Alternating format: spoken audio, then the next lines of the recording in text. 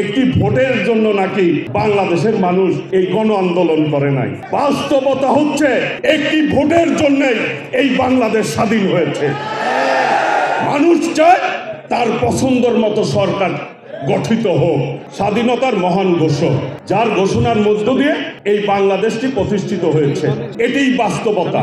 আজকে স্বাধীনতার মূল যে লক্ষ্য ছিল গণতন্ত্র, সেই গণতান্ত্রিক দল হচ্ছে বাংলাদেশ জাতীয়তাবাদী দল বিএনপি। বাংলাদেশের মাটিতে কেউ যদি বুক ফুলিয়ে বলতে পারে এই মুহূর্তে বাংলাদেশে যে কয়টি দল আছে যারা ইলেকশন করেছে, নির্বাচন করেছে, 1, 2, 3, 4 হিসাবে যদি ধরি, তাহলে তাদের মধ্যে সবচাইতে আধুনিক গণতান্ত্রিক দল হচ্ছে বিএনপি। বিএনপি একমাত্র সবাইকে ধারণ করার সক্ষমতা রাখে এবং বিএনপি একমাত্র বলতে পারে, বিএনপিকে কেউ কিন্তু বলতে পারবে না বিএনপি রাজাকারের দল, স্বাধীনতা বিরোধী দল।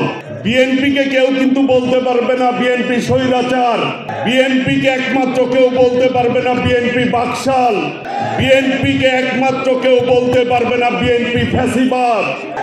এই প্রত্যেকটি দল যারা স্বৈরাচার, যারা রাজাকার, যারা ফ্যাসিবাদ, তারা বাংলাদেশের গণতন্ত্রকে ধ্বংস করেছে। পাবলিকের সেন্টিমেন্টের বিপক্ষে তারা কথা বলেছে। আজকে অনেকেই বাংলাদেশের সেই গণতন্ত্র নিয়ে কথা বলেন, অনেকেই এই সরকারের উপদেষ্টারাও বলে একটি ভোটের জন্য নাকি বাংলাদেশের মানুষ এই গণ আন্দোলন করে নাই। বাস্তবতা হচ্ছে একটি ভোটের জন্যই এই বাংলাদেশ স্বাধীন হয়েছে। মানুষ চায় তার পছন্দের মতো সরকার গঠিত হোক এবং তার পছন্দ মতো সরকার দেশ পরিচালনা করুক এবং মানুষের স্বার্থ রক্ষা করুক। মানুষের স্বার্থের বিপক্ষে, জনগণের সেন্টিমেন্টের বিপক্ষে একমাত্র দল হচ্ছে বিএনপি। কখনোই পদক্ষেপ নেয় নাই, সেই জন্য বিএনপির বিরুদ্ধে ষড়যন্ত্র হচ্ছে। আজকে বলতে চাই, যে যে কথাই বলুন, গতকালও অনেকেই অনেক কথা বলেছেন, আগে নাকি সংস্কার, তারপরে নাকি নির্বাচন। সংস্কার একটি ধারাবাহিক প্রক্রিয়া। আমাদের প্রধান অতিথি দেশনায়ক তারেক রহমান কিন্তু 31 দফা দিয়ে সংস্কার প্রস্তাব উপস্থাপন করেছে। চলমান প্রক্রিয়া, এটি চলতেই থাকবে। সময়ের বিবর্তনে যে কোনো সময় সংস্কার হবে, এটি স্বাভাবিক।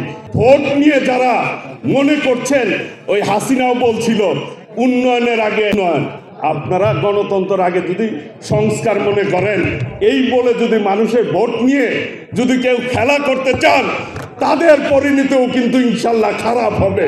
কাজেই সাবধান হয়ে যান। বাংলাদেশের জনগণ ভোট দিয়ে তার নির্বাচন সরকার গঠন করতে চায়। এটি হোক আজকের প্রতিষ্ঠাবার্ষিকের দিনে আমাদের প্রতিজ্ঞা। এই প্রতিজ্ঞা নিয়েই আমরা গণতান্ত্রিক দল, গণতন্ত্র প্রতিষ্ঠা না হওয়া পর্যন্ত আমাদের সংগ্রাম চলবে।